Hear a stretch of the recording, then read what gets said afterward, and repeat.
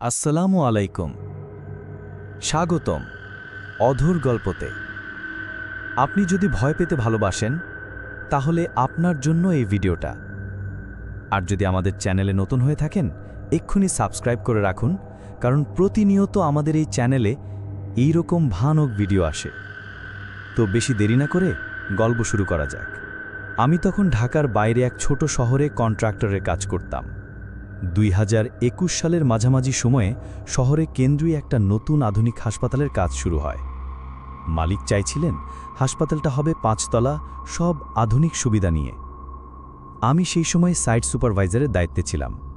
প্রথম দিন থেকেই জায়গাটা আমার কাছে অদ্ভুত মনে হচ্ছিল। আশেপাশের লোকজন বলতো, ভাই, এই জায়গায় আগে একটা পুরনো কবরস্থান ছিল। অনেক আগেই সরকার জায়গাটা অধিগ্রহণ করেছে, কিন্তু কবরগুলো পুরোপুরি সরানো হয়নি।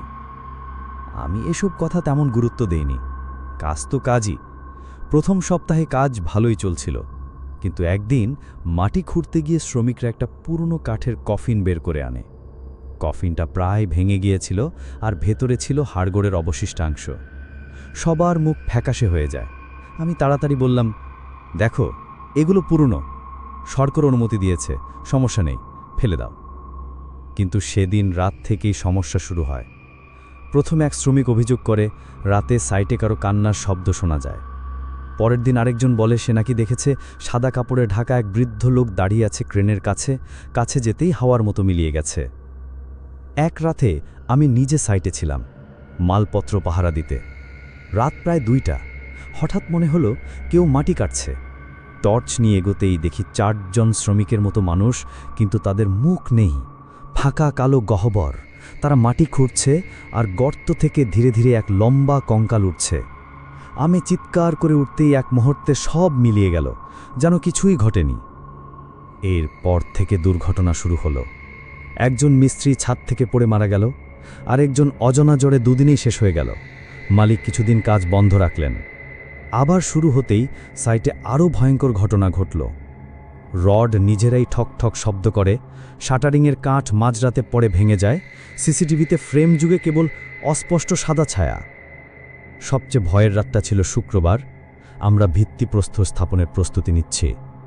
হঠাৎ আকাশ কালো হয়ে প্রবল ঝড়।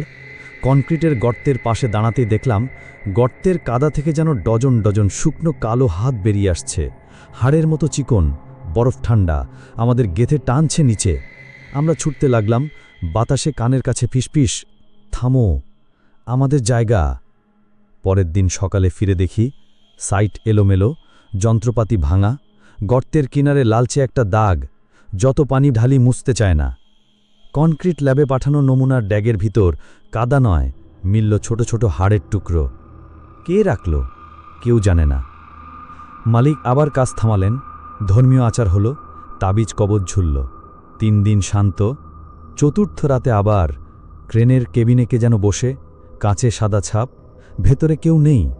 জেনারেটর নিজে থেকে স্টার্ট হয়ে টিমটিম করে, তারপর হঠাৎ নিস্তব্ধ। সিকিউরিটি গার্ড বলল রাত 3টায় সে দেখেছে হাসপাতালে 3D এলিভেশন ব্যানারের সামনে কয়েকটা অস্পষ্ট মানুষ সারিবদ্ধভাবে দাঁড়িয়ে সাইলেন্টলি তাকিয়ে আছে বিল্ডিংয়ের ছবির দিকে। মিনিটখানেক পরে তারা সবাই ধীরে ধীরে মাটির ভিতরে নামল, জলের ঢেউয়ের মতো। শেষে মালিক দৃঢ় সুরে বললেন, আর না, এই জমি ছাড়ব। আমাদের দিয়ে গুটিয়ে নিলেন সাইট। কিন্তু শেষ রাতটা আমার ডিউটি পড়ল। ডকুমেন্ট, টুলস, হিসাব বুঝে দিতে হবে। ধুলো ধূসর সাইট অফিসে একা। দেয়ালের ঘড়ি 12টা ছুতেই বাইরে থেকে পাতার ঘর্ষণ, রডের টুংটাং, তারপর থেমে ঠান্ডা নিস্তব্ধতা।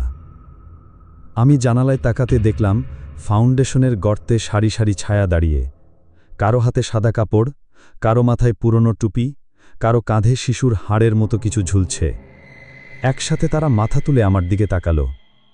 চোখ নেই, শুধু শূন্যতা, তবুও তাকিয়ে থাকা অনুভব করা যায়। তাদের পায়ের কাছে কালচে জল জমে আছে, হয়তো বৃষ্টির বা অন্য কিছু। আমি দরজা খুলে দৌড় দিলাম।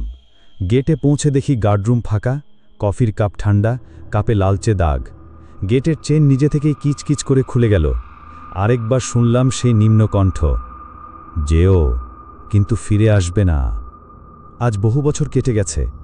জায়গাটা এখনও পড়ে আছে, চারদিকে মরিচা ধরা রড, ভাঙা শাটারিং, ফাউন্ডেশনের গর্তে কালচে জল। রাত হলে দূর থেকে শোনা যায় কনক্রিট ভাঙার হাতুড়ির ধকধক, স্ট্রেচারের চাকা কর্কশ শব্দ, আর কারো অদৃশ্য হাঁপানির মতো শ্বাস। আমি আর কন্ট্রাক্টরের কাজ করি না। নতুন কোনো বিল্ডিংয়ের নকশা দেখলেই প্রথমে ভাবি, ওখানে আগে কি ছিল, কারা ঘুমিয়েছিল সেই মাটির নিচে। কারণ আমি জানি, যে ভিত্তির ওপর রোগীদের জীবন বাঁচানোর স্বপ্ন তোলা হয়, সেই ভিত্তি যদি কারো ভুলে যাওয়া কবরের ওপর হয়, তাহলে দেয়ালের ভেতরেই বন্দী হয়ে থাকে দীর্ঘশ্বাস, আর সেইগুলো কোনো না কোনো রাতে পথ খুঁজেই নেয়, আমাদের জায়গা ফেরত দাও। আর আপনার সাথে যদি এরকম কোনো ঘটনা ঘটে থাকে, অবশ্যই আমাদেরকে ইনবক্স করে পাঠাবেন। গল্পটা যদি আপনার ভালো লাগে, লাইক, কমেন্ট এবং শেয়ার করতে ভুলবেন না, আর আমাদের ফেসবুক পেজও ফলো দিয়ে রাখবেন।